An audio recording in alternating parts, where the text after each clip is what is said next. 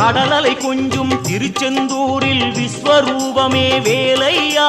பழமுதி சோலை அறுவடை வீடும் புண்ணிய தரிசனம் முருகையா திருநீர் அணிந்து வரும் போது நெஞ்சில் நிம்மதி பிறக்குது கந்தையா உடனே சிவனார் மகனே உன்னை பாட பாட சுகமாகுதையா வேல் முருகா அரோகரா அரோகரா வேல் முருகா